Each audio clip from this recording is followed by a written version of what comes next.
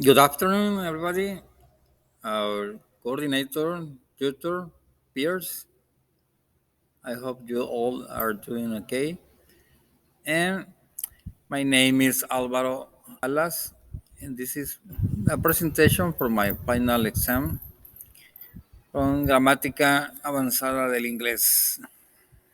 All of you a nice time with me over here. Unit 6, more conditions, the subjunctive. Subjunctive is a special verb form that expresses something desired or imagined. Like the lady in the picture, he's asking to the officer, "What do you think I should do?" Obviously, call a towing company. By the way, in the United States, you won't find, as we do in our country, anybody can just take a rope or a chain and tie your car and pull you over to anywhere you need to go. You don't do that in the United States because it's too much responsibility. Well, whatever. As we said, it's a special verb form that expresses something desired or imagined. We have as conditions in conditional sentence, for example, it says the first one, if your brother is lonely, obviously he should join a single group. Or your brother may be lonely, if so, he should join a single group. But sometimes it's not that obvious. Conditions and conditional sentences are sometimes implied rather than stated directly in an if clause. That means that it's hidden or hidden, sorry, is hidden to the single view. You have to see what is inside or implied with the sentence.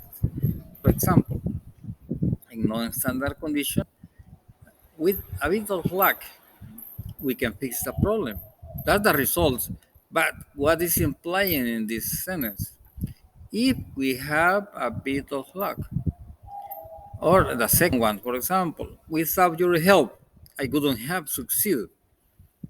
What is implying that? If you hadn't helped it, and you can go over and over in the other examples, and we have the next case. For example, to make an inversion in conditional sentences, we first omit the if, as we saw in the previous one. There is an if in all of the sentences. To do the inversion, we omit it. And it is an inconditional sentence where if is replaced by had, were, and should. You can see it clearly in that sample right here in the white rectangle. If he push that button, something is going to happen. But this is the condition right here. We change to do the inversion. It says, were he to push that button, and so then something is going to happen if he pushed that button. Yeah. We have to pay attention on that. Conditional sentences with inversion are more formal than those that follow the usual word order. As you saw, there is a change in the order of the words. Were he in love, he will get married. That's the result clause. But in the middle, what is the standard condition? If he were in love, that is the complete sentence. But if we invert it, we change some words in there. Like we can see the next example. Were he not in love, he wouldn't get married. And the standard condition is if he weren't in love. It sounds easy, but it has to be very in love to get or to take that decision. Now let's see in real conditions. And there is right here a note we have to take care about. Be careful, says. Negative inversion is formed, but adding not after the inverted verb and the subject. Don't use contractions, not and the verb. Don't contract not and the verb. If I hadn't received a phone call, I wouldn't have been able to help. Sorry.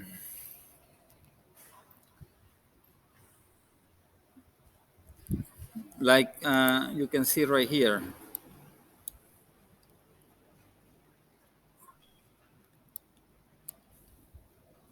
If I hadn't received a phone call, I wouldn't have been able to help.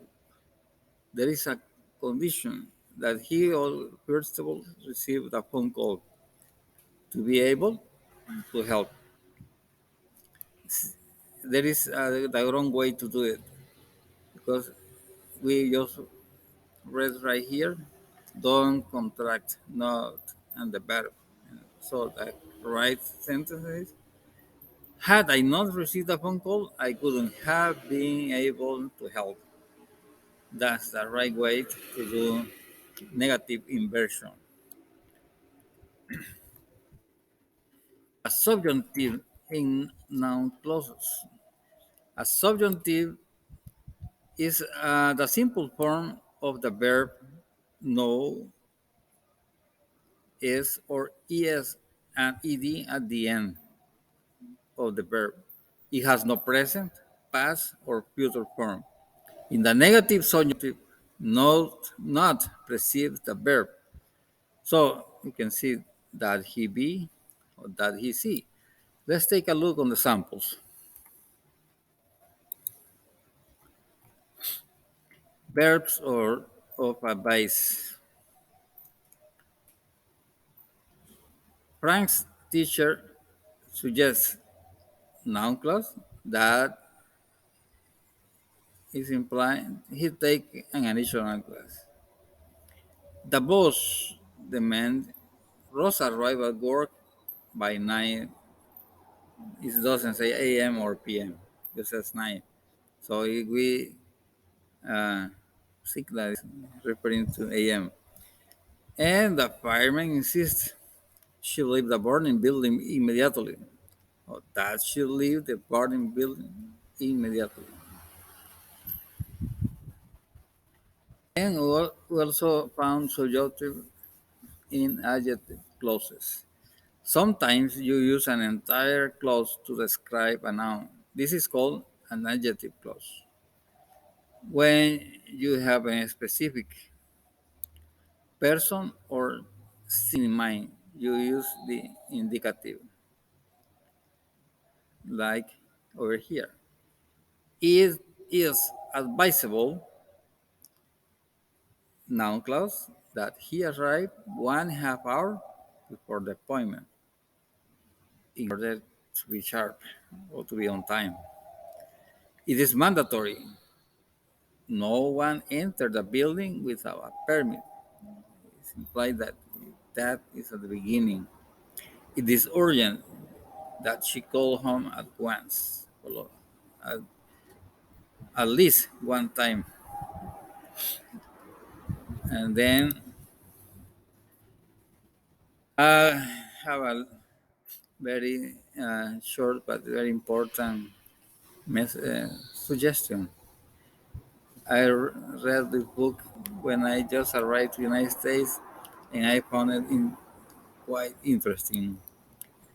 All I really needed to know, I learned in kindergarten.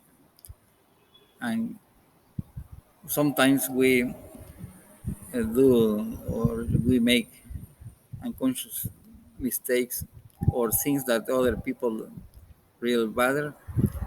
And like we all just throw clothes away when we are changing our clothes in the house. This is the first rule of you learn in kindergarten. Pick up your own mess. Thanks a lot. May God bless you all. And I want to take the chance to show my express my appreciation to the tutor, like Mendoza. He is he has been really dedicated, and he's a man with a lot of skills, and he really pay attention, or I better said, he loves what he's doing. God bless you, Lick. And of course, I hope you see you in future. That's all, folks. What? Bye bye.